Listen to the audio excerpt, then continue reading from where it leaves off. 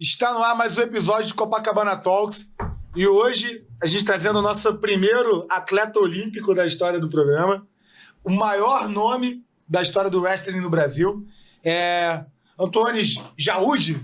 Um prazer, muito obrigado por você ter vindo. Leozão, obrigado. Para mim foi um prazer. Desculpem a questão da agenda, mas finalmente conseguimos. Os melhores convidados são os que a gente tem mais dificuldade com a agenda, né? Senão não tem. Obrigado. Antônio, para quem não te conhece, quem é o Antônio? Fala aqui naquela tela ali. Falo sim. Antônio Jaúde é um brasileiro nato, mas que foi criado no Líbano, em Beirute. Tive a dupla alegria de ter essa dupla cultura, né? E atleta olímpico, que sempre sonhou ir para a Olimpíada e um atleta que realizou o sonho de representar o Brasil numa Olimpíada. Fora também um pai de 3 filhos maravilhosos e à disposição da humanidade sempre colaborando. Que legal. Maravilha. Antônio, só antes rapidinho, Léo, tem uns recados para dar? Tem, só queria dar um recado rápido para você que está nos assistindo agora. Aproveita aí o vídeo, já que já apresentou aqui nosso convidado. Deixa o like, faça o seu comentário. Se inscreva no canal, se inscrever é muito importante. A gente está com... Só nos últimos 30 dias a gente teve quase 4 milhões de visualizações. Estou falando dos últimos 30 dias, não é a vida toda não. E...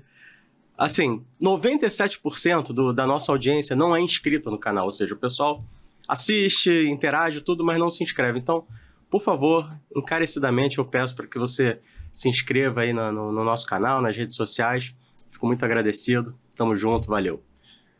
Quantos títulos brasileiros de wrestling você tem? 25. 25 campeonatos brasileiros. Eu faço wrestling desde 92. Disputei o primeiro brasileiro em 94, então... Aí há uns 4 anos dessa trajetória de 35 anos, mais ou menos, que eu não lutei. Aí... Pô, assim, apesar de eu te conhecer há muitos anos, eu realmente não sei. Como é que você começou no wrestling? Porque não é uma luta muito... Não. Principalmente na época. A gente tá falando de 92, que você comentou. Tem poucas escolas. Não, no Líbano, quando tinha bombardeio, nós ficávamos em bunkers e às vezes em alguns quartéis. Meu pai tinha um quartel que ele frequentava.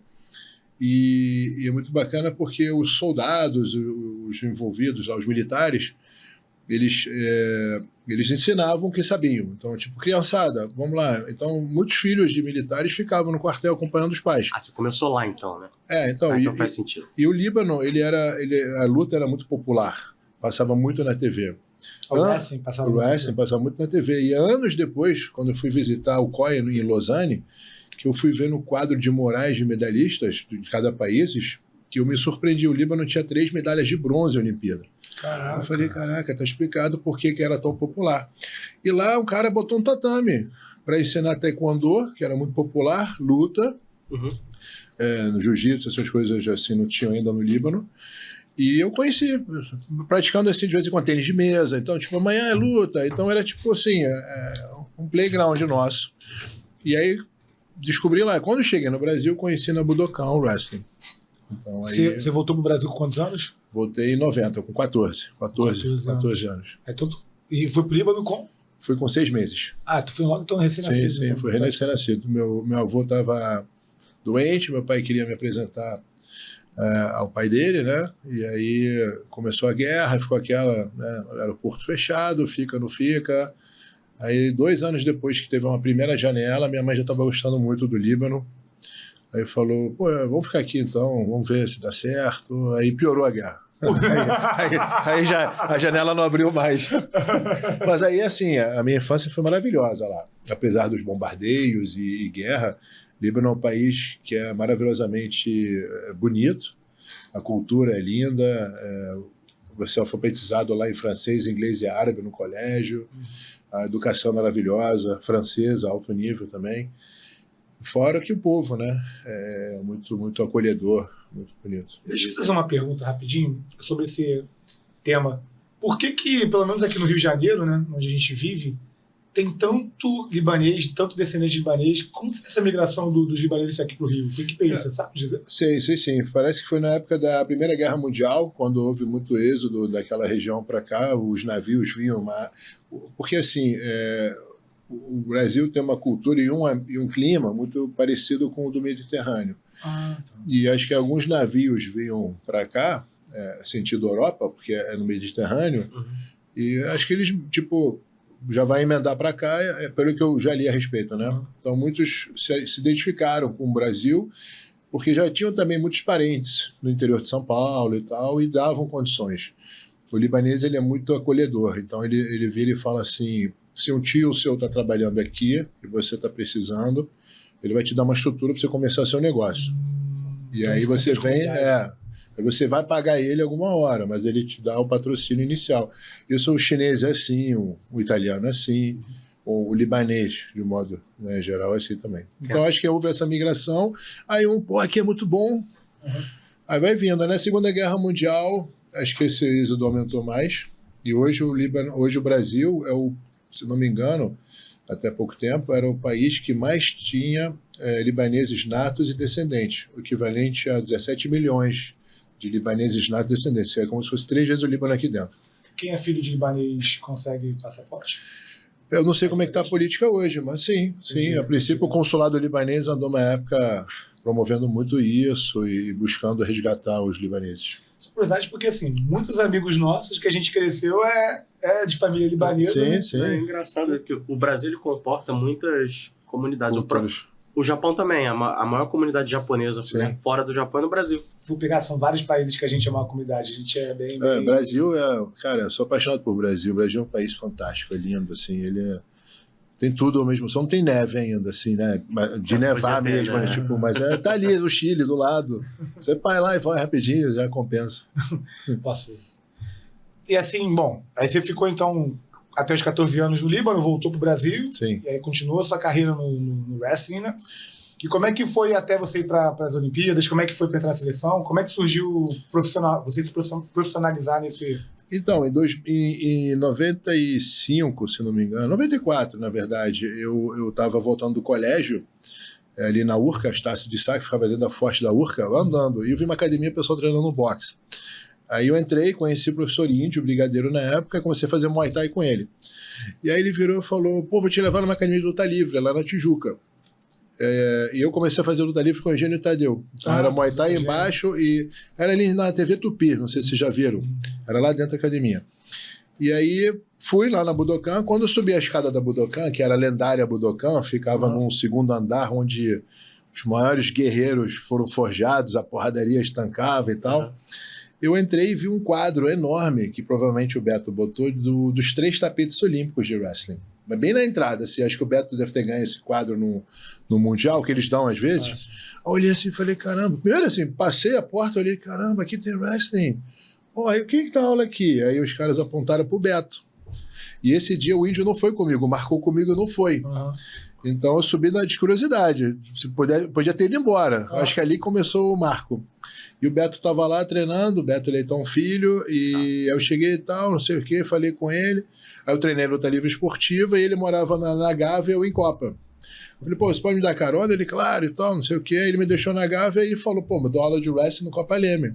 Aí eu falei, me interessa mais wrestling que luta livre. Ele, então, vai lá toda terça e quinta. E começou assim, e eu morava, na época a gente tinha se mudado, eu morava na Praia do Júnior. Então, para a Copa Leme era um pulo.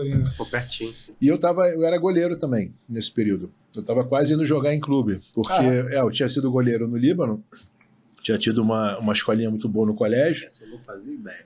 Você fazia ideia, ninguém faz. E aí eu fazia futebol de praia, ali na Praia do Júnior, porque eu era grande, eu tinha quase esse tamanho. Qual que era o time? Praia do Júnior. Da Praia do Júnior. E aí tinha uma escolinha infantil, infantil com desse tamanho, mas aí 14 anos. Eu tinha uma impulsão muito boa. E aí o pessoal me levava para testes. Então eu estava fazendo meio que goleiro e futebol. Só que o futebol, a peneira até hoje, era em Xerém, não sei aonde, e minha mãe não podia me acompanhar e meu pai trabalhava o dia inteiro. Ela falou, filho, esquece, isso aí tá muito longe, foca no wrestling. Eu estava achando chato mesmo. Continuei jogando futebol de praia, mas eu comecei no wrestling. Desculpa, foi longo, mas é um resumão, assim. Não, tá ótimo. Com o Beto Leitão, né? Sim, com o Beto Leitão. Aí era a equipe do Marco Ruas. Sim. Então comecei lá no Copa Leme, era o Beto, Marco, Pedro Riso, essa galera toda. Eles treinavam no... Qual era essa época? Não era da época do... Que ano era isso? 92. Não, é engraçado que depois voltou pro Copa Leme de novo, né? Que aí veio com o Pequeno, veio com o Rafa. Sim. Eu vou parar de falar a data aqui, que senão o pessoal vai me xingar de daqui, eu me confundo todo na data. Mas então, Tá, beleza. Aí você treinava... Você sabe quem que introduziu aqui? Porque até outro dia a gente recebeu o Pinduca, ele comentou, ele falou o nome, eu não lembro quem era, mas basicamente, na época lá dele, década de 70, sei lá, ele treinava na academia do Carson com o Hollis Gracie, não sei também onde ele aprendeu, ele viajava muito, ele deve ter aprendido alguma coisa e tentou implementar na academia, e tinha uma outra equipe, que eu não sei de quem é, que talvez até... Que eram as únicas equipes de greco-romana que rivalizavam no Rio naquela época. Eu acho que era o Barradas, se eu não me engano. Pode ser. Esse nome eu acho que foi ele. Era o Barradas, que foi o que trouxe, mas na verdade o wrestling, pelo que eu acompanhei, ele veio através de um grego mesmo, chamado Grego, que se estabeleceu em Itanhaém, São Paulo. Por coincidência, eu namorei uma menina de Itanhaém também. Então eu achei, que coincidência, né? Ela, na verdade, tudo ligado. Cara, não, ela tinha casa no Rio, ela morava no Rio, mas tinha uma casa em Itanhaém. E eu quando falei, caraca, cara. E aí ele começou a treinar wrestling lá. Aí não sei como ele conheceu Barradas e o Adir de Oliveira, que era um senhor que já faleceu. E aí eles treinaram e aí trouxeram para o Rio. E aí aqui começaram a promover o wrestling. Aí pegaram uma galera que é o Laerte, pai do Raoni, o Beto, filho, o Seu Leitão, pegaram o Jimmy, Juruna, né, meu treinador também. E aí foram divulgando o wrestling. Deixa eu fazer uma pergunta, Tony. Qual que é a base do wrestling? Assim, qual é a diferença dela das lutas agarradas, assim, para um leigo que, enfim, tem pouco... O brasileiro, no geral, né? Que tem muito pouco contato do wrestling, né? Tipo, o que basicamente diferencia o wrestling das nossas outras lutas agarradas que a gente tem por aí? O wrestling você tem que imobilizar o adversário, derrubá-lo e encostar as costas dele ao solo. E o bacana do wrestling, porque ele não tem origem. Desde que homem é homem, ele luta. E eu brinquei na Sport TV, né? Você sabe, eu sou comentarista, eu dizia isso, o pessoal gostava, que para meio que figurar. Você tem dois caras caçando o mesmo búfalo. Aí os dois mataram o mesmo búfalo com a mesma lança. E aí você olha pro cara, e agora? Quem que vai ganhar o búfalo? Pô, a gente saiu na porrada, a gente vai se atracar. Eu preciso tirar o cara para eu pegar o búfalo. Então meio que o wrestling nasceu aí, nesse empurra. Então, e sempre foi uma coisa instintiva. O homem nunca quer cair, né? Ele sempre tenta ficar em pé. E aí meio que o wrestling tem esse objetivo já instintivo, de derrubar o cara e subjugá-lo, né? E dominá-lo. Imobilizá-lo. Então o wrestling essa tem a sua principal característica. Imobilizar o cara, derrubar e imobilizar. Não finalizar, imobilizar. E quais são os maiores países de mais tradições? Assim, inicialmente medalhista de ouro temos Estados Unidos, antiga União Soviética, hoje Rússia também, e basicamente Cuba. Cuba sempre foi muito forte, e leste europeu. Hoje, assim, hoje não, de alguns anos, sei lá, 100 anos para cá, o Irã também se tornou uma potência absurda. O Irã tem muitos medalhistas olímpicos, campeões mundiais também. Então a gente tem basicamente por equipe Irã, Estados Unidos, Rússia, aí varia assim entre Cazaquistão, Uzbequistão, mas se for ver assim são os principais. Japão na última Olimpíada foi muito forte também. O Japão tinha uma tradição e retomou essa em Paris, né? Agora retomou a hegemonia de novo. Uma dúvida. Tem muito tempo que o wrestling está nas Olimpíadas? Ele foi Sim. Desde da antiguidade, da época do Platão. Mas já quando voltou agora em tempos modernos, ele já era um dos esportes que já foi. Houve um movimento de tirá-lo, mas causou um impacto muito grande e acabou sem querer unindo o mundo. Na época, Putin, Ahmadinejad do Irã e Obama, os três fizeram campanhas para manter o wrestling. Caraca, uniu. É a paz mundial. Não, sério, o wrestling, cara. E a equipe olímpica americana foi lutar no Irã, um campeonato, e aí tiraram uma foto histórica entre a equipe olímpica americana e iraniana juntos, segurando a bandeira Save Olympic Wrestling. Caraca, e o Ahmadinejad desceu, que era o premier, desceu e saiu na foto, cara, porque ele também gostava muito de wrestling. Aí, cara, aí o pessoal falou, não tem como tirar o wrestling, cara. Não tinha... Foi um lobby muito forte. Não tem cabimento, cara. O nome é luta olímpica. Aliás, falando em nome de luta olímpica, o termo, dúvida mesmo, greco-romana, a gente só usa no Brasil ou... Não, Greco-Roman Style. Ele é o primeiro clássico. Na verdade, lá fora ele chama ele de estilo clássico, porque ele já vem da Grécia Antiga. Não existia ainda pegada de perna, oficialmente. Né? Apesar de ter algumas gravuras na tumba de Tutankhamon, e o pessoal lutando. Esse livro ele existe, essas figuras estão na fila, né? E aí elas comprovam que tinha só lutando, aquela imagem assim, aquele retão, um cara empurrando o cara assim, segurando uma perna, mas oficialmente a Olimpíada da Grécia Antiga só greco. Maneiro. Ó, falando em Olimpíada, eu lembro que eu vou perguntar qual foi a sua primeira Olimpíada, né? Que eu sei que você disputou mais de uma. Se eu não me engano, foi a de Atenas, não foi? Foi Atenas. Eu sei porque nessa de Atenas eu tava na casa dos teus pais, lá com o Daniel. Pra quem pra quem não sabe, eu frequentava a casa do Antônio desde que eu era na minha fase ali de adolescente até o início da fase adulta. Pô, que legal. Eu tinha um contato muito grande com o Daniel, né? Que é o irmão do... É o irmão 04. Não, é o 03. É o 04. 04, pô. 04. São 5 irmãos, né? 5 irmãos. 5 4. E todos eles, quer dizer, tirando você, o Nick nasceu no Brasil, né? Sim, o Nick nasceu no Brasil, temporão. Os outros são libaneses. São libaneses. Exato, sim. E eu lembro que tinha uma galera lá na tua casa te assistindo. Pô, a luta foi, sei lá, 4 horas da manhã. Pô, o pessoal já tava... de Atenas, né? Já todo mundo, animadão, porque era a primeira... Você foi o primeiro brasileiro aí para as Olimpíadas, não? Na verdade, não. Foi o Roberto Leitão Filho, meu treinador. Ele já tinha ido, não Ele tinha ido em Barcelona e Seul, mas convidado na época. E aí eu classifiquei o Brasil, graças ao trabalho deles também na época, com pontuações em pré-olímpicos. Aí eu fui convidado. Eu fui o único atleta Não, eu me classifiquei. Fui o único atleta do continente sul-americano classificado. De todas as categorias na época. Que aí não tinha nenhum sul-americano. Foi o único mesmo. Pois justo em Atenas, né? Justo em Atenas. É um marca, porque Atenas é... Mas o Beto já sabia do meu potencial. Verdade, né? Porque eu disputei a pré-olímpico para Atlanta em 96, fiquei por 1 ponto. Aí disputei o pré-olímpico de Sydney e fiquei por 1 ponto. Aí classifiquei para Atenas. Como é que funciona para disputar o pré-olímpico? Como é que é contextualizado? Você tem nunca mudou muito isso. Você tem um mundial, que é o qualificatório 1 ano antes da Olimpíada, que aí na época aí depende, classifica 6, 10, tá bom. E depois começa a classificar 2 continentais. E aí geralmente são 20, 21 no máximo assim atletas. Então no Pan-Americano eu classificava 2. Então nossa chance sempre foi a nível continental. E aí eu sempre disputei continental. Nessa de Atenas em específico eu disputei o circuito mundial e aí fui somando pontos e exatamente para poder manter o país, o continente representado. É o continente, né? Não o país. Eu tive a classificação, a permissão de pontuações para poder participar. E qual foram as outras? As outras de Pequim, que eu me classifiquei, mas aí tive um problema com a Federação Internacional que não reconheceu essa classificação porque eu não pesei, mas eu tinha conseguido o título aqui no continente, tinha feito uma final com o americano Tommy Rowlands, que já tinha sido ficado em bronze no mundial anterior.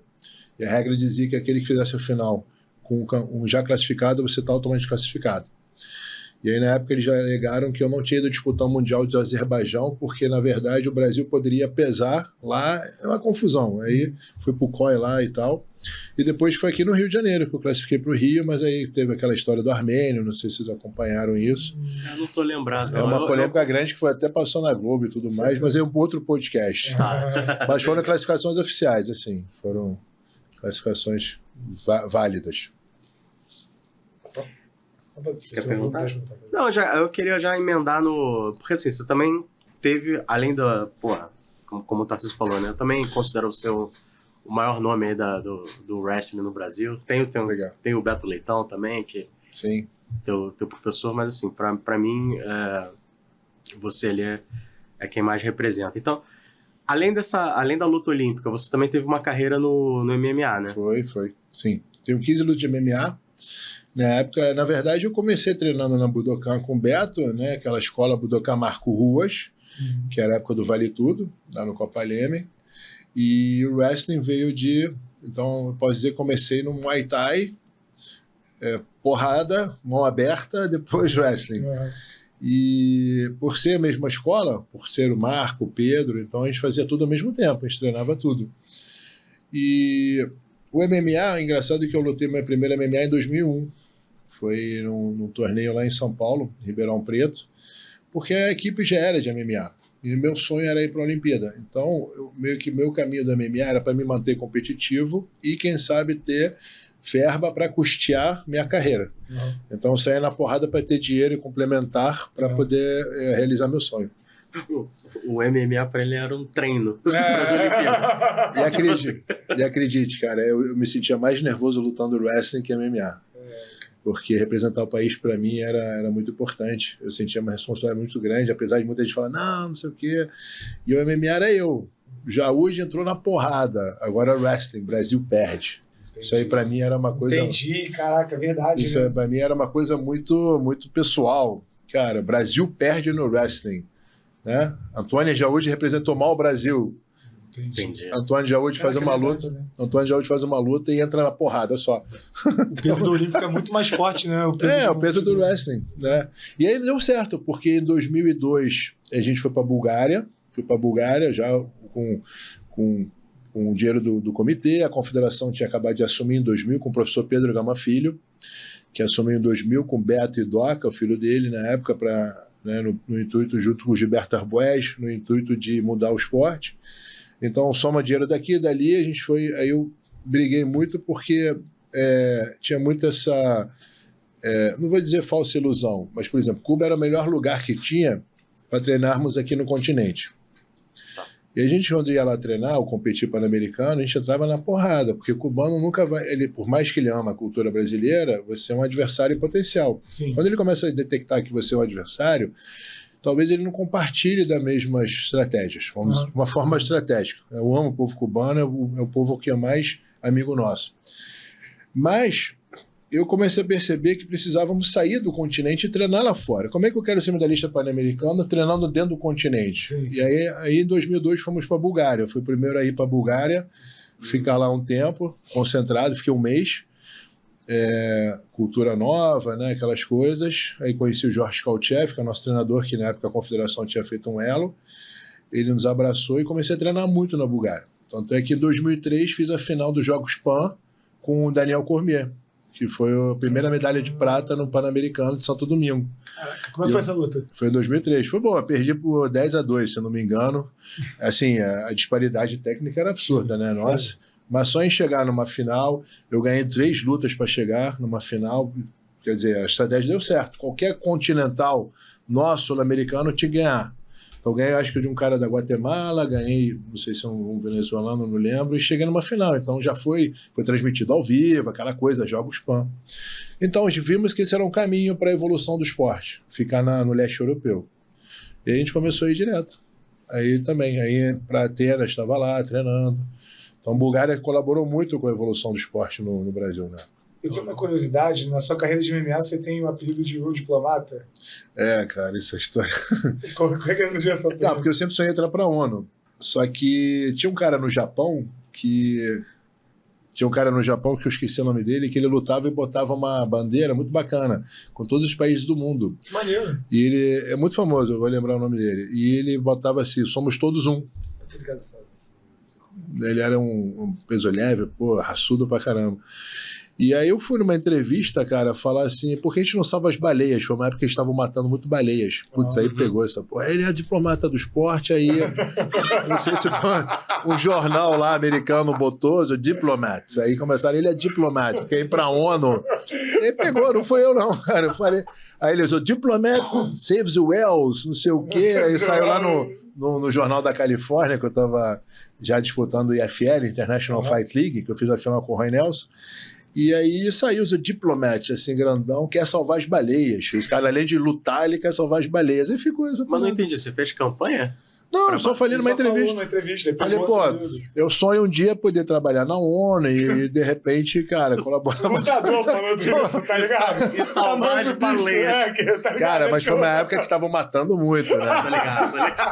Estavam umas carnificinas bizarras. Aí pegou essa... Um armário falando... O Diplomat, né, bate nos outros, mas é diplomata. Diplomata, que história é com o Roy Nelson, lutou? Sim, fiz a final com o Roy Nelson nessa época. Esse ano foi um ano muito forte, porque eu disputei o pré-olímpico aqui de Pequim, foi em 2007. teve Jogos Pan-Americanos, em 2007, né, na Arena, e foi a IFL, International Fight League, que eram 5 lutas no ano. Eu ganhei 4 lutas para chegar na final. E eu rompi o bíceps, tive várias lesões, então foi um ano atípico, né? Então, e consegui fazer uma final. Eu me arrependo um pouco que eu não estava preparado, tinha acabado de ver uma cirurgia do bíceps, mas foi minha última luta de MMA na época, mas foi uma final bem eletrizante, assim, foi bem legal. A mão dele é pesada mesmo. Sim, tá no YouTube essa luta, inclusive. Mas eu vou ver, eu só tipo... A mão dele é pesada mesmo. Sim. Mas você analisa depois. Assim, eu tomei um direto dele no segundo round, mas eu caio consciente naquela intenção, meio que puxar para guarda. Aí ele vem para cima, eu estou tentando me recuperar e o juiz interrompe. E aí fica aquela, né? Porque eles queriam maior número de cinturões americanos, aí ficou aquela dúvida. Porque eram 5. Era eu, Wagner Fabiano e Pet Chumbo que fizemos final. Pet Chumbo perdeu também de forma duvidosa. Wagner ganhou, se eu não me engano. Uhum. E eu era, então, de 5 títulos, 3 brasileiros na final. Caraca. Então eles precisavam ter um maior número. É assim, não estou desmerecendo o Roy. Para mim foi uma derrota mesmo. Assim, foi uma luta muito intensa. Não, mas esses 5 lutas no ano, cada 2 meses estava saindo na porrada. Sim. É porque era um evento que era tipo um campeonato, né? Por equipes, muito bacana, estilo hockey. E engraçado que eu só fui descobrir que era o Roy Nelson tipo, anos depois, porque na época, cara, o Roy Nelson, ele não era do UFC, não tinha. Não. Foi bem antes. É, tipo assim, era um americano ali. Enfim, ele tava mais atlético, né? Mais atlético. Mas já era meio gordinho. Ele era meio gordinho, mas ele era um gordinho muito talentoso, que já tava na mira dele. Ele tava ganhando todo mundo. Entendi. A luta mais difícil que ele teve foi comigo mesmo. Caraca. Assim, foi uma luta. Logo depois ele foi pro UFC? Logo depois. Não, acho que ele depois lutou Affliction, em 2008, que o Donald Trump fez. E depois ele foi para a Strike Force e depois para o UFC. Teve um caminho. Ele se destacou muito no Strike Force. Teve um caminho. Aí depois foi para o UFC. O UFC acho que foi mais o fim da carreira dele. O auge dele mesmo foi no Strike Force. Pô, e como é que eram os treinos lá da equipe do Ruas Vale Tudo que você representava? Quem era a galera lá da... Grande pergunta. Nossa equipe, eu com muito orgulho falo que era uma das melhores do mundo na época. Era BTT, Shootbox, Ruas Vale Tudo, aí tinha o Lions Den, do Range Couture nos Estados Unidos, tinha do Fedor, que era o Red Devil, que o Fedor junto com o irmão, né, estavam lutando direto, e eram porque assim, tinha poucos eventos no mundo, tinha o Pride, tinha o UFC, tinha o Rings, lembra do Rings? Lembro. Então o Rings, o Babalu fez a final do Rings, com o Fedor. Que foi verdade. E o Babalu estava ganhando tudo na época, né? Então, assim, era um pé nosso no Japão. O Pedro estava no UFC, que é onde ele estreou ganhando Tank About. Sim. Né? Então nós tínhamos os principais. E a nossa principal equipe era o Shimu, Dado, Baixinho, Rodrigo Ruas, aí tinha o Bigu, tinha uma galera. Depois que vieram Pirata, outra geração. Baixinho nessa época já... Ele tava... Ele é mais novo, né? Quem? Baixinho, não? É da mesma geração? Não, Baixinho já era da equipe. Já era da equipe do Marco Ruas. Aí tinha... Me desculpe se eu esqueci alguém, mas aí tinha a junção da equipe de jiu-jitsu, que era o Traven, Castelo Branco, treinavam com a gente, eram muito amigos do Pedro. Então a equipe era muito alto nível. Tinha o Rafael Carino, já éramos conectados com o Dedé. Nossa, o José Aldo era faixa branca vendo o treino na época. Ali a porradaria, ali no Sobrado, aqui na esquina. Eu passei ali, falei, aqui... A gente era da Radar, depois viemos pra cá, quando o Dedé juntou as equipes. E então essa era a nossa base de equipe, assim, meio forte. Mas como é que eram os treinos lá? Os treinos, então, por que eu falei isso? Desculpa, porque o Beto já tinha esse conhecimento de preparações olímpicas, esse cronograma de periodização. E o Marquinho Tatu, que era um preparador físico da equipe olímpica de judô, ele era preparador físico do Pedro Rizzo. Então a gente juntou o nível olímpico de preparação física junto com o treinamento de MMA. Então era uma periodização maravilhosa, tinha boxe, hoje o que é comum já éramos avançados nisso. Então eram bem mais à frente do muito tempo. Muito mais. E o Marco já fazia o cross-training, né? Igual o Pedro Rizzo sempre falou, que ele já corria, já nadava, já fazia sprint na areia, barra, paralela, boxe, jiu-jitsu, muay thai. Ele ia na Nobre Arte treinar com o Claudinho Coelho, boxe, só boxe inglês. Então a gente juntou isso tudo numa periodização, um cronograma olímpico, de preparação olímpica, e junto com a experiência do Marquinhos Tatu. E aí a equipe tinha uma periodização absurda, assim, muito boa. Muito bom. Cara, acho que você é a pessoa melhor para responder a minha pergunta, né? Muita gente fala, né, que o atleta olímpico, ele, em relação a qualquer outro atleta, o nível dele de capacidade, de preparo, não tem como comparar. Sim. Um atleta olímpico versus um atleta de outra modalidade, por exemplo, do jiu-jitsu, o campeão mundial do jiu-jitsu para o campeão mundial do wrestling. De fato é isso mesmo, o nível olímpico em relação à competição dentro do mundo das artes marciais é um nível mais acima do que a gente está acostumado aqui competindo profissionalmente, sei lá, seja no MMA, seja no jiu-jitsu, seja no kickbox, no Muay Thai. Grande pergunta, Tarcísio. Eu vou responder muito bem. O Brasil é uma potência absurda em jiu-jitsu, mas há essa luta de tentar transformar o jiu-jitsu no esporte olímpico. Então, isso é um sonho que eu sempre acompanhei com a família Gracie, a gente tentar transformar o esporte. Só que o jiu-jitsu ele precisa de praticantes número X pelo mundo. Então, o que diferencia o atleta olímpico para o jiu-jitsu é apenas isso, que enquanto tem, talvez, vamos supor, 1 milhão de praticantes aqui de jiu-jitsu, talvez na Ásia, o que está crescendo muito hoje, mas vamos chutar, só tem 100. Então, o COI, ele precisa ver um número homogêneo de uma praticante no mundo para transformá-lo em olímpico. Então, quando você pega um atleta olímpico, ele passa por seletivas determinadas pelo COI, junto com as confederações, que é um estadual, um nacional, aí depois um pan-americano, um mundial. Então ele entra em seleções onde há seletivas naturais. E o jiu-jitsu ainda não tem essa composição, não sei se estou me fazendo entender, na questão de uma organização só a nível mundial, onde todos vão se encontrar e vai sair só um melhor para representar o país pelas regras do COI. Então acaba que não nivela muito, eu acho. Então é profissional, o jiu-jitsu brasileiro é profissional, além de ser o melhor esporte do mundo, né, de chão, de jiu-jitsu, e tem um esporte olímpico que está dentro do quadro olímpico, dos 42 esportes olímpicos, onde ele segue o seu cronograma. Então não dá para comparar um e outro. Não sei se eu me fiz entender, mas sim. Então assim, não tem, cada um tem o seu nível, né? O jiu-jitsu ele é profissional hoje, né, diretamente, paga premiações em dinheiro e tudo mais, e o esporte olímpico ele é amador. Então, esporte. Você vê que não tem quer dizer, são raros os atletas estrangeiros, quer dizer, não brasileiros campeões mundiais. O Mundial ele tem suas características, tem o Mundial Master, o Mundial Adulto. Também tem isso. Então, no dia que o COI abraçar o Jiu-Jitsu, né, e eu acho que o Brasil seria uma potência absurda, uma pena a gente não fazer. Tentaram no grappling, ainda segue um negócio do grappling.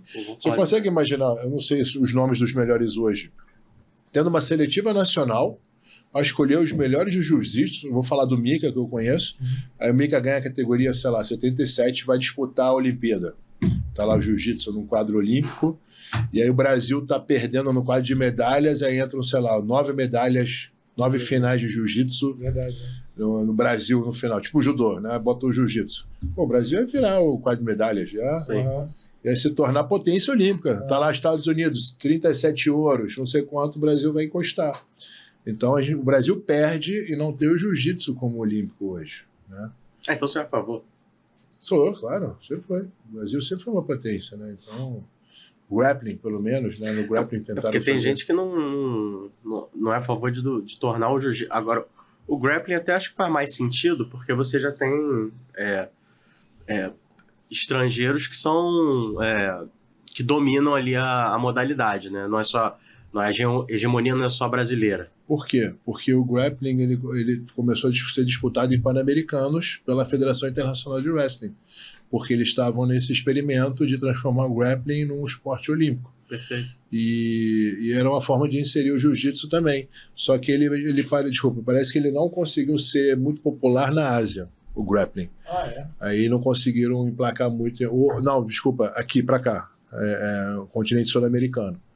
Então, teve algum desequilíbrio continental que ainda não conseguiu suprir os números certos de praticantes, aí fica sempre nesse projeto. A nível continental não vai, exatamente. É uma pena, porque aí Uma dúvida sincera aqui. O jiu-jitsu é do Brasil, então a gente está acostumado com um chão muito forte. Os outros países da América do Sul tem algum esporte de chão que seja... Que nem Cuba, você tem um time muito forte de wrestling. Eles têm alguma cultura? Acho que não, né? Não. É o jiu-jitsu mesmo. O jiu-jitsu hoje está Você vê, eu fui no Equador com a equipe do Vasco disputar a Sul-Americana. No trajeto do aeroporto para a cidade, eu vi as 3 academias de jiu-jitsu, Brazilian Jiu-Jitsu no Equador. Assim, você vê lá em cima um segundo andarzinho, bem simplesinho ali, mas estava lá. Jiu-jitsu, Brasil, não sei o quê. Então achei legal, né? Você vê, já tem esse movimento. Né? Hoje, o wrestling existe... Vamos reformular a pergunta. Existem atletas no mundo do MMA atual, no cenário atual, de relevância do Brasil, que já tem um wrestling nível mundial, nível que esteja atuando hoje no... Então, Mika, porque a esposa dele é campeã olímpica, né? E eu esqueci o nome dela agora, péssimo isso, mas ele tem um wrestling de alto nível, o Mika. Sim. É um que poderia disputar um nacional, tentar uma vaga, quem sabe, um dia para a seleção, como já vários tentaram. Então, assim, o wrestling ele é muito técnico e muito chato a nível regra. Então, se você não está ambientado na regra olímpica do wrestling, treina isso todo dia, né? Pratica, compete, porque a competição é chata, tem muitas paradas. O atleta que não está inserido, ele acaba sentindo essa dificuldade, por mais casca grossa que seja. Então já teve vários atletas renomados tentar disputar seletivas olímpicas de wrestling aqui e perderem. Então, assim, porque não estão ambientados na regra. A regra é diferente mesmo, é chata. Então é mais questão de regra. Mais regra prática. Então acaba que você, quando luta com um atleta já experiente em competições internacionais, ele sempre acaba prevalecendo usando a regra a favor. Você falou do Mika aí, mas também tem o Raoni, né? Que ele tá... o Raoni foi da seleção. O Raoni Barcelos. Não, o Raoni foi da seleção. O Raoni começou criança. O Raoni foi, se não me engano, o praticante mais jovem do Brasil. Ele já começou a fazer com 5 anos wrestling com Laerte. Tu sabe que ele, na época que eu competia no jiu-jitsu, eu nunca lutei com ele em campeonato. Acabou que a gente nunca se encontrou, mas ele era da minha... categoria? Desde a faixa azul, assim, ele tem a minha faixa etária, então... maneiro. Eu não sabia disso, legal. Ele e o Durinho, né? Mas o Durinho eu já lutei também, com ele, sim. já lutei 2 vezes com o Durinho. Eu nunca falei. Mas você é preta? Você é preta? Sou faixa preta há 12 anos já. Caramba, que legal. Com quem? Sou faixa preta do Saporito. Olha, que Carson maneiro. Grace. Pô, que orgulho, hein? Maneiro, hein? Aquele faixa branca em casa que eu via lá. Teve uma influência nossa lá, hein? Pô, a gente fazia... Mas vocês ficavam brincando de luta lá, eu lembro. Né? Você passava os treinos pra gente lá, fazia os tacles, né? Como é que fala? Sim, tacle. A gente fazia, Quantos anos você tem hoje? Desculpa. Tô com 39. Então, quase 10 anos de diferença. Então, você vê, eu tinha já 25, já tava competindo, vocês tinham 15 em casa. Assim. Era moleque. Diferença grande. Legal. Eu fico feliz, orgulhoso dessa leve influência. A fase da minha adolescência até o início da fase adulta era... a gente tava direto. Ia no teu... Todo ano aniversário no... Sim. Agora eu confundo. O teu é o do Natal ou é em janeiro? Não, o meu é em janeiro. O Daniel que era 25. Daniel era 25 meu pai. E teu pai, Sim. Todo Natal a gente tava lá. Muito maneiro. Muito maneiro mesmo. E queria saber, a ADCC, como é que foi? A ADCC, cara, foi maravilhoso. Porque o ADCC em 2000... o Trave me procurou a equipe, claro, do Ruas. Ele tinha uma super luta com o Zé Mário, lá no ADCC. E eu lembro que tinha visto o ADCC 99 ali na Tatame, Gracie Magazine, e fiquei curioso. E aí o Trave falou, cara, você me treina, que eu acho que eu consigo te botar no ADCC árabe. Eu falei, ADCC árabe? Ele, é bom que você vai estar comigo no corner. Eu conheço o Kid Peligro, que de repente eu vou conseguir te inscrever. Você tem passaporte? Eu falei, tenho. Eu tenho passaporte. Então, ele só para quem é árabe nato. Foi ADCC só para árabe? Só para árabe. Na época, país árabe. Qualquer país árabe. Então, o Sheikh Darnum queria promover também o jiu-jitsu nos países árabes. E aí deu certo, treinei. Eu tinha acabado de operar a hérnia, mas consegui fazer um camp. A hérnia foi lutar ADCC? Não, fiz uma recuperação na piscina, mas foi boa. O Marquinhos Tatu me deu a preparação na época, a gente treinou muito forte, foi uma honra para mim, porque o training camp foi com a antiga Aliança, cara, do Jacaré, em Ipanema, ali em cima da praça ainda. Aí treinava eu, Comprido, Viking... Pô, o Ratinho, falei, Vini também tava. Então, assim, o Trave me levava para passar a posição de wrestling. Eles faziam, às vezes, training camp na academia, mas a nossa equipe já era mais de porrada, né? De MMA. Então, eu meio que gostava muito de chão. E aí eu fiz esse training camp com eles. Foi uma época muito maneira. E quando cheguei lá, eu ganhei, fácil. Fiz 3 lutas, ganhei na final de um cara que tinha sido campeão em 99. Eu esqueci o nome dele, um egípcio, que era aluno esqueci o nome de algum inglês da Espanha. E ele era egípcio também. Cara, foi uma final alucinante, assim. Ganhei muito bem. E aí fui defender o título, quem ganha defende o título, em 2002, que eu também fui bicampeão lá. E desde então, eu senti que o Sheik Tarnoun sempre queria um árabe ele participando. Aí eu ganhei o ADC, aí eu fiz a final com o Napão em 2005, ADCC Brasil, em São Paulo. Você lutava por que país? Não, aí foi no Brasil mesmo. Porque aí foi extinto o ADCC árabe. Era Liga Árabe que chamava. Era Liga Árabe, isso mesmo.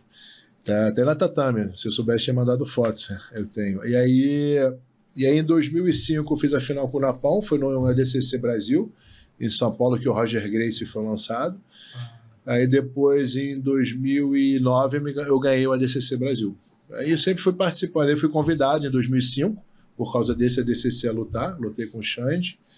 E eu adoro ADCC, cara. Eu tenho um sonho de... se eu não for Olimpíada, é ADCC. E aí, sobre esses dias que vai ter o ADCC Brasil em março, né? Putz, aí já fiquei, caraca. A março agora? Ano que vem. Agora março, ano que vem. A gente vai lá cobrir. Mas eu adoro a ADCC. E a ADCC é maravilhoso. Aí ele veio a divulgar realmente o jiu-jitsu a nível mundial. Ele foi uma sacada boa. Foi. O grappling. Foi sim. Eu vi mais... Não, pode falar. Pode falar. Eu queria saber, atualmente, hoje, o que você tá fazendo? Você treina, dá aula? Sim, hoje eu tô na equipe Grappling 360, que é do William, Cadinho e Márcio, uma equipe muito bacana. São 3 amigos empresários que já treinavam comigo também, mais o William. Resolveram abrir Grappling 360 para focar só no grappling, que fica ali no Rio 2. Atrás no centro metropolitano. Sim. Depois eu te mando o endereço. Mas é só botar no Instagram Grappling 360.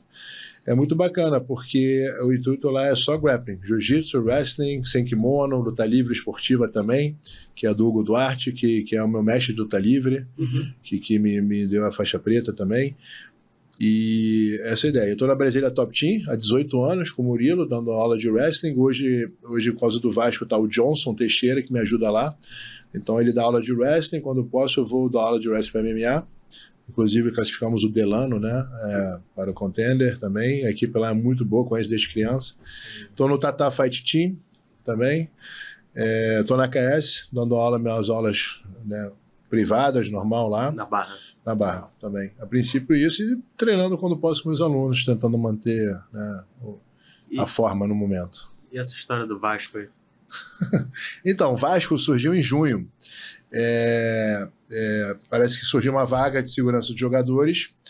Eu tinha acabado de me separar, estava na casa do meu irmão Ralph, no interior, e achei muito interessante a proposta, porque é acompanhar os jogadores. E eu sou vice-presidente da Federação de Wrestling, né, no estado. Já fui presidente, sou tri-vice já de várias gestões. Sim. Então eu trabalhei sempre com o esporte olímpico, né? Trabalhei em Brasília, no Ministério dos Esportes, não sei se você sabia disso. Caraca! Fiquei lá na Secretaria Nacional de Paradesporto. Na época fui convidado pelo Marcelo Magalhães, que me convidou para assumir um cargo lá de DS4. Então, assim, meio que eu gostava do esporte olímpico, já conhecia de uma forma direta e indireta. Mas futebol não. Eu falei, é uma oportunidade de conhecer o ambiente de futebol. E a escala era tranquila, estar no CT acompanhando os jogadores, fazer a segurança direta dos jogadores, né? E tô adorando, assim, o pessoal é super família, Vasco é uma família, né? Pela gestão do Pedrinho, é muito bacana, assim, a receptividade, todos já me conheciam como atleta olímpico, então me senti muito em casa, então tô adorando. Você acompanha eles nos jogos, é isso? Acompanho todos os jogos, todos. Desde que eu cheguei lá, eu já fui em todos os jogos, faço a segurança junto com outro colega, Felipe Dutel lá, que fica comigo. Fui convidado pela empresa PD7 Security, que me convidou, que os donos gostavam muito de mim, através do Félix Malmal, que me indicou também. Então foi muito bacana, assim, caiu do céu pra mim, cara, foi muito bom. Outro dia eu vi um vídeo, né, que rolou uma porrada no jogo do Vasco. Fortaleza, né? E aí, meu irmão, tu viu um malandro ali no meio de preto, né, meu irmão? Tipo, Tirando todo mundo no meio do caminho no Antônio. Esse empurra-empurra foi tenso, mas a equipe do Fortaleza foi muito profissional também. O nosso intuito era tirar os jogadores, né? O que aconteceu ali? Na verdade, houve, no calor do momento, as duas equipes precisavam ganhar e o Vasco ganhou, se eu não me engano, de 3-0, né? Se eu não me engano, do Fortaleza. O clima ficou bem acirrado e houve um mau entendimento do Robert Renan com alguém lá da zaga e houve um empurra-empurra e pós-jogo se estendeu. Foi no finalzinho, né, do segundo tempo. A galera invadiu. Não, os próprios jogadores foram empurra-empurra deles, sim. Aí o Diniz foi para tirar os jogadores, aí se agrediram lá um pouquinho, mas tudo deu matalhão em alguém lá, não? Não, graças a Deus não, nem precisar. Na verdade, minha função ali é exatamente proteger os jogadores contra qualquer, vamos dizer assim, torcedor mais agressivo, ou evitar, né, assim, que eles se machuquem de uma forma indireta. Antônio, tem uma pesquisando, né, um pouco da sua vida para entender melhor. Sim.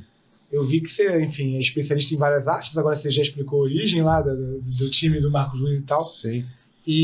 Mas tem uma arte aqui que eu não conheço muito, não sei nada, nunca conheci ninguém que pratica, que é a arte do Bruce Lee, né? Jet Corredor.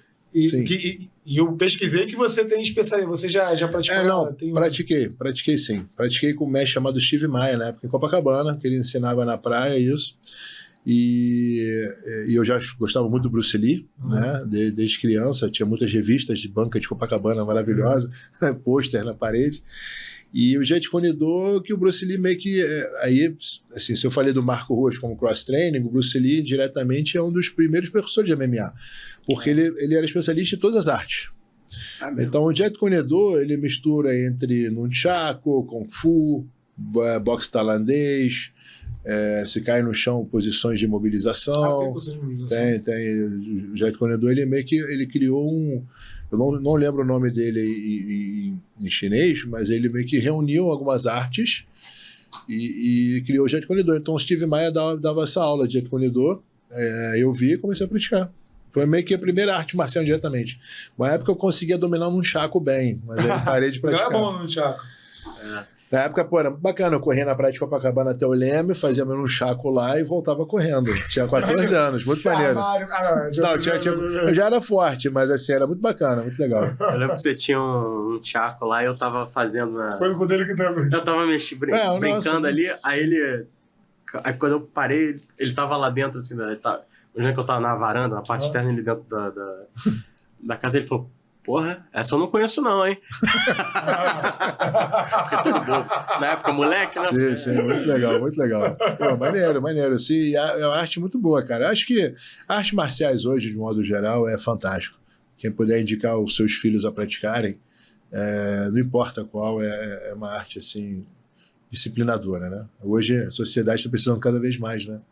Então, com certeza. Molda ali não só a parte do caráter também da pessoa, principalmente, né? E ela moldou os principais campeões, né, hoje. Então, se você vê Anderson Silva, essa galera toda, Randy Couture, todo mundo assistia Bruce Lee. Sim. Van Damme e Chuck Norris. Então, nós fomos pra luta por causa disso. Hoje, os campeões dessa geração são do UFC. Pergunta quem é Chuck Norris pro garoto hoje. Não sabe. Ele vai falar do John Jones. Verdade. Você vê a importância da influência. E nós tínhamos a influência do comportamento deles atléticos. Eles gostavam de malhar, aí eles promoviam dietas, né? Aí tem aquela coisa de cara forte, então todo mundo queria malhar, ficar igual o Van Damme. Eu fui pro kickbox por conta do grande dragão branco, né? Então, exatamente. A nossa geração... de 40, 35, 50, essa galera. Então hoje a influência são o UFC para essa garotada. Então por isso que eu falo, é uma responsabilidade maior. É um cara mais humano, né? Não é um ator. Sim. Então ele tem que ter um comportamento muito exemplar para influenciar essa geração. Deixa eu só voltar um pouquinho. Por favor. Porque, cara, Líbano é uma coisa que me mexe muito, assim, outra coisa que tem um pouco assunto, legal. Né? Tudo mais. Não, assim, aquela região ali tem um pouco contato com as pessoas. Como é que é crescer numa guerra civil, cara? Então, é muito interessante as perguntas, parabéns, porque elas vão puxando. É nada muito diferente com um garoto de uma comunidade no Rio. Foi isso que me atraiu muito hoje, levar esporte. Você vê. E na época o projeto UPPs, né? Fiz essa comparação, foi muito interessante. sem o viés político. O projeto em si era um projeto maravilhoso. Da UPP? Da UPP. Não, Por quê? Excelente. Porque eu em bunker aprendi todos os esportes. Tênis de mesa, vôlei, da primeira manchete. Dentro de uma comunidade hoje, com violência, o esporte salva também. Então, na época dos UPPs, os UPPs tinham projetos esportivos dentro das comunidades, onde ofereciam luta, boxe, sendo governamental e sendo... Vou chegar na pergunta, tá?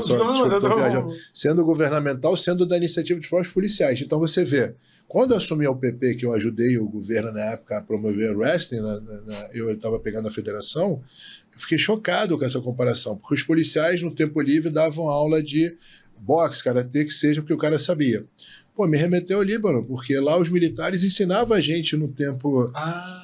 Entendeu? Olha só que impressionante. Então, Líbano, Beirute, guerra civil, bombas caindo, a gente fazia esporte como uma forma de amenizar aquele sofrimento. Uhum. Comunidade Rio, tiroteio pegando, as crianças treinando esporte dentro de uma UPP, onde é um caminho de salvação para eles. Eu falei, cara, aí o esporte salva. Entendeu?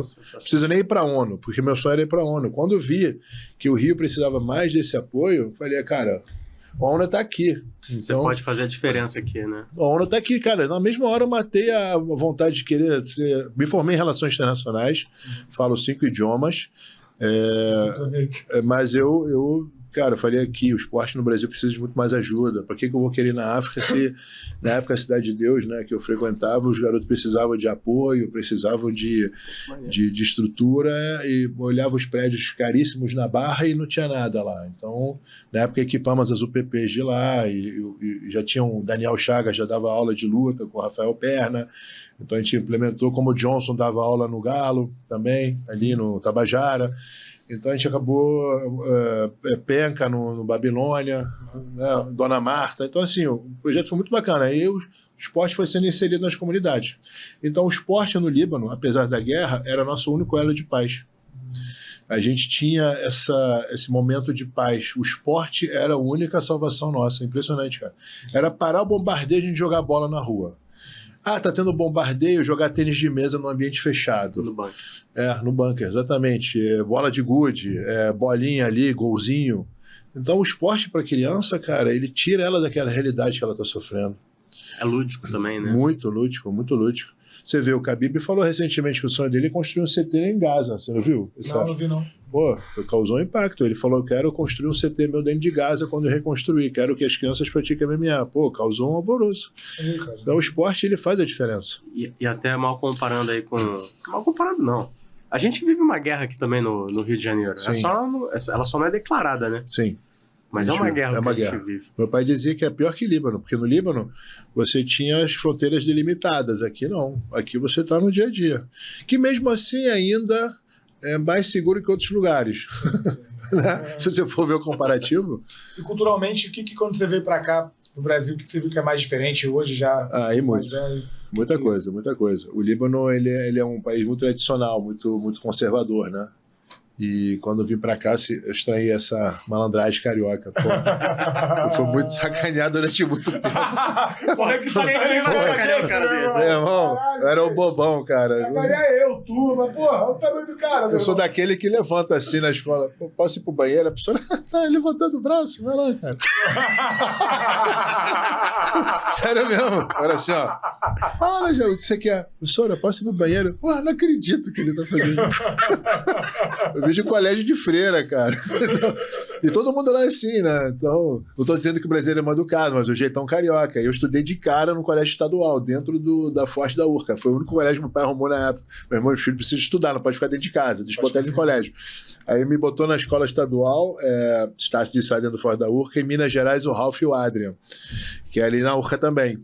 Então foi um choque cultural brabo, assim, né? Eu estudei com o Daniel lá na Estácio, né? No Forte. Estudou? Sim, você pegou depois. Maneiro, né? Você lembra? Verdade. E eu adorava. Pô, os colégios tinham aula de francês, cara. Pô, era muito maneiro. Ainda tinha aula de francês com vocês? Não, na minha época já não tinha, não. Mas a parte de educação física era muito legal, porque a gente usava a estrutura do Forte, claro. Ainda volta e meia, assim, já, assim, alguns anos, né? Passei lá, pô, ali saudoso. Eu amava estudar ali. Mas culturalmente falando, eu ainda falava com sotaque. Então você, ainda falava com sotaque, então as pessoas já, o gringo, né? Aí ficavam me ensinando palavrões, fala palavrão. Então assim, mas foi muito bacana, tenho amigos até hoje de lá. Já com a gente era o contrário, né? A gente pedia pra eles ensinarem o palavrão em árabe pra gente. Mas muito legal, é verdade. Pode não, hein? Melhor não. Melhor não. Em off. Você não lutou K1 no Brasil? Lutei K1 Brasil. Caraca, essa eu não sabia. Não? Não lembrava, não. Cara, K1 Brasil, vou dizer que foi uma furadinha nossa da equipe, porque eu tava em Los Angeles ajudando o Pedro não sei se foi na revanche contra o Ranch Couture. Tá. E a gente já estava mais de 4 semanas no fuso horário da Califórnia e a faculdade de Direito já tinha do Beleléu, né? Uhum. Porque também era para ser formado em Direito, mas eu sou da Gama Filho, ela faliu. Então, cada período eu trancava, né? Uhum. E aí fui com o Pedro, Marco, Cláudio Coelho, treinar na Academia do Marco, foi um camp muito bacana. Dali a gente iria pro hotel. E aí eu lembro que no meio do camp, não sei se foi depois da luta e tal, surgiu essa possibilidade do Batarelli, que estava fazendo o K1 Max, onde o campeão disputaria no final do ano um torneio no Japão. E aí vieram a casar eu com o Jefferson Tank, que era o melhor do Muay Thai e eu era o melhor wrestler. Pô, só que eu vim da Califórnia direto pra luta. Eu tava no fuso horário, camping do Pedro, sem treinar, mas por estar treinando todo dia, vou dizer que eu achei que poderia estar condicionado. E tecnicamente dizem que eu ganhei a luta, tá no YouTube, né? Uma das únicas lutas que eu nunca botei luta minha, né? Tô doido pra botar. Só tem 2 lutas, do Roy Nelson e essa, minha de MMA. E a luta foi muito pancadaria, valia chute na cabeça, valia cabeçada. E se você ver, foi uma briga de bar de 3 rounds, assim, absurda. Causou um alvoroço. E no final ganhou o Tanque, só que o evento parece que teve um boicote, os managers sacanearam o Tanque e eu. Acabou que nem o Tanque, nem ninguém foi pro K1 Max, não sei o que aconteceu. Entendi, você não avançou no... E aí o evento foi só assim... não sei o que aconteceu, era comum naquela época, né, o manager... Não foi nem mais meu, acho que o Tanque... Coitado, acabou que não conseguiu disputar, o evento não rolou, era fake, não sei o que aconteceu. Mas a luta foi muito boa, a ideia da luta era interessante, né? Pô, era super luta da noite, eu e o Jefferson Tank, foi uma lutão. E que vinha cruzar com ele na BTT depois, como professor de Muay Thai lá. Cara, tem 2 assuntos que eu quero falar com ele ainda. Uma é essa parte da segurança pública. Sim. E que a gente pode falar depois, mas, porra, a gente tá diante de um ator aqui também, né? Ator? Arcanjo Renegado, né? Não só isso, né? Se for lá pra trás, te fez umas pontinhas ali. Tu é global? Não, sou não. Sim. Não, Sou não. Na verdade, assim, as pontas vieram... Por exemplo, o Ralph e o Adrian fizeram um Clone, na época, né? Não sei se você lembra da novela Clone. Depois o Vitor Belfort, ele estava treinando para disputar o Abu Dhabi, lembra? Promoveu. Tá passando, acho que até na sessão da tarde. Não o Clone agora, tá passando alguma novela dessas. Reprise, né? E a gente foi fazendo as pontas, era comum o lutador fazer ponta, assim. Mas eu fiz... Quais que você fez, né? Não, eu não lembro agora, mas assim, oficialmente mesmo foi os Mercenários, que o Minotauro convidou a gente, que fizemos Mercenários, que aparece o Adra, aparece eu, aí tava o Ricardão, uma galera. Mercenários é aquele... do Stallone. Sério? Jason Statham, o primeiro. Maneiro, cara. Primeiro, né? O primeiro. Foi o primeiro. Gravaram em Angra. E depois o Arcanjo Renegado, que o Adrian tá na temporada 2 e eu tô na temporada 3, mas com projetos parece que talvez tenha mais, não sei. Esse Mercenários aí que o Stallone veio gravar aqui, deu até uma polêmica que ele foi fazer uma coletiva de imprensa, ele falou, Brasil é legal, esse país, a gente chega aqui, explode tudo, e eles ficam rindo, o pessoal não gostou. Não gostou. Deu mole sim. Eu não lembro das outras, mas eu vou até buscar. Deu mole. Fica mais fácil atuar ou sair na porrada? Atuar, né? Mas assim, porque a porrada fazia parte do dia a dia. Então era muito comum. Até hoje assim, a galera que luta tá lá e é chamado para um evento daqui a uma semana, 2 semanas.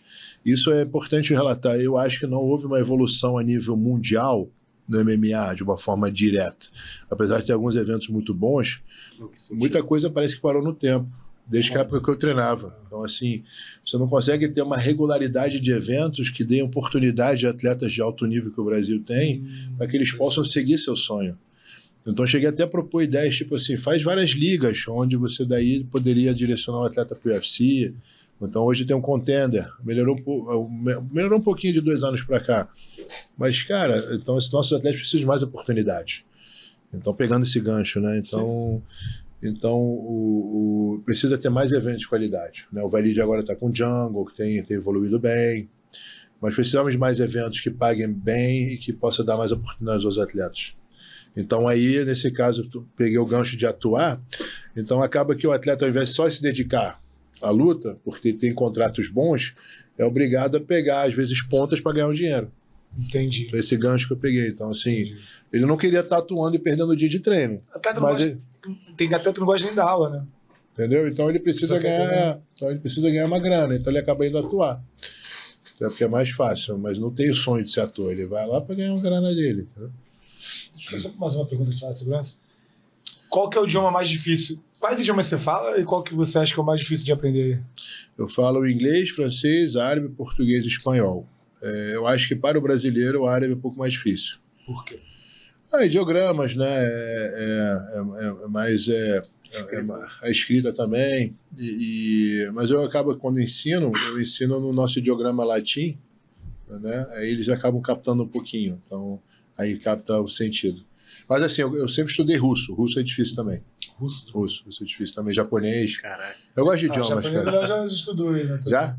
Esse ano eu fui pro Japão, aí fui passear, né? Sim. Antes da viagem fiz um intensivo aprendi um pouquinho. Eu consegui só aprender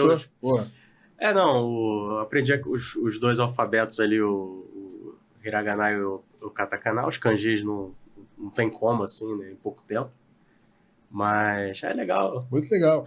Você nunca fez Aikido, né? Porque o Ralph, Adriano, Daniel e Nicolas são faixa...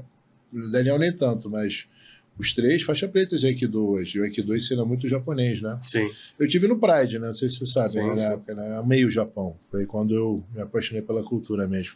Acompanhei o Zuluzinho lá. Muito legal. Muito bom. Mas o árabe e o russo são os mais difíceis também. São mais difíceis também. Bom, eu tenho uma pergunta, mas você quer falar de segurança pública? Queria entender isso, como é que... O que você está fazendo aí em termos de...